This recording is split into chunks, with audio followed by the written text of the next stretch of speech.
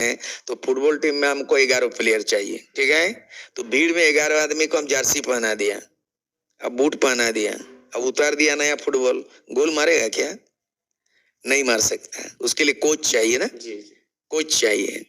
तो coach 11 player को तैयार करता है कि आपको हाफ बैक में खेलना है, सेंटर फॉरवर्ड में खेलना है, आउट में खेलना है, गोलकीपर बनना है, और आपको तैयार का एक्स्ट्रा लीडर भी रहना होगा।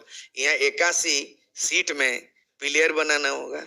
ये 2 साल के अंदर में खाली रैली हल्ला गुल्ला सीटी बजाओ हथताली मारा फोटो खींचो ये अपना करेगा, लेकिन इसके लिए बनाना पड़ेगा। पार्टी का रूपरेखा भी तो उन्होंने तैयार नहीं है वो पार्टी नहीं हो सकता है। समिति था अभी भी है, लेकिन उसको आगे की प्रक्रिया जब तक नहीं बनाएगा वो भेजाएगा नहीं। तुम क्या बनाया? जनता को क्यों छुपा के रखा है? जनता के पब्लिक का, जनता द्वारा सरकार, जनता के लिए सरकार, जनता की सरकार, by the people for the people end of the people. This is the real democracy norms of Indian politics. तो वही तो लोग नहीं है तुम्हें साथ देने के लिए आ रहे हैं आगे।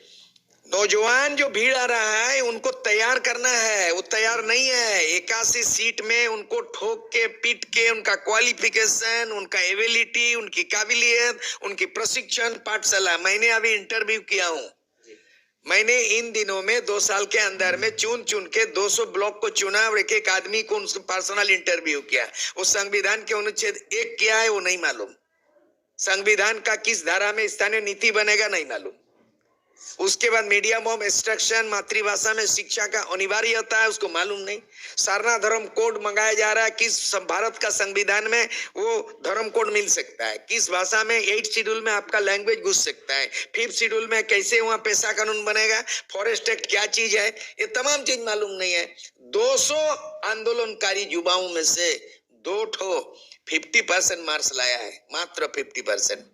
100 में 200 में 50%।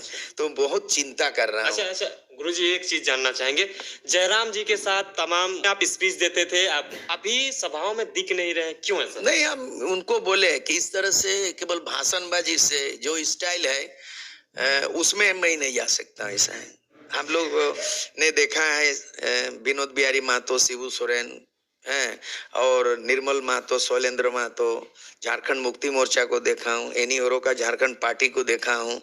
आज तो खुद हम संगठन चलाए, उसका अनुभव भी है। लेकिन ये जो स्टाइल है, जिस तरह से जो फिल्म अंदाज का स्टाइल है, सेलिब्रिटी जो जिस तरह हीरो हीरोइन आ गया, हंगामा मच गया, जुलूस है इस तरह का, उसमें बनेगा नहीं। भीड़ होगा, जुलूस होगा, लेकिन उसमें नहीं होगा। जैसे उदाहरण के लिए कोई ग्रेजुएट अगर हो गया, अगर यूनियन पब्लिक सर्विस यूपीएससी बोलता है, जो IAS बनता है, अगर ग्रेजुएशन कंप्लीट के बाद अगर बोल देंगे यूपीएससी में जाओ IAS बनो, कोई उत्तीर्ण हो सकता है क्या?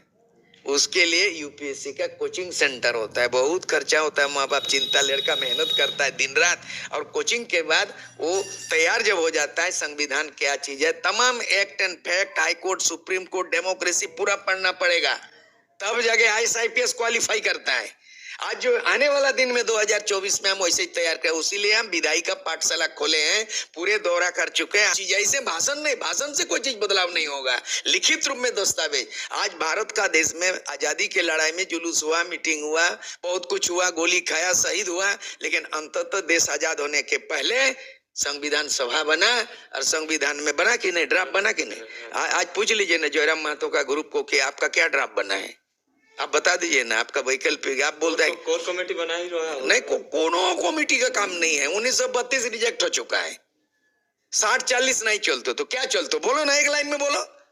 आज सुर सिंह लोग तो बोलते हैं 90-10 चलते तो लिखित दो, भाषण मत दो। भाषण क्या दे रहे हो तुम? भाषण से नेता नहीं बनता है कोई आदमी। आंदोलन बहुत, कोई जंगल का आंदोलन क्या, कोई विस्थापन का आंदोलन क्या? यहाँ पर 75% स्थानीय लोगों को नौकरी देने की बात है। यहाँ बहुत लोग पलायन कर रहे हैं, उसको पलायन रोकना क्या है? तो प्रैक्टिकल बात आना होगा।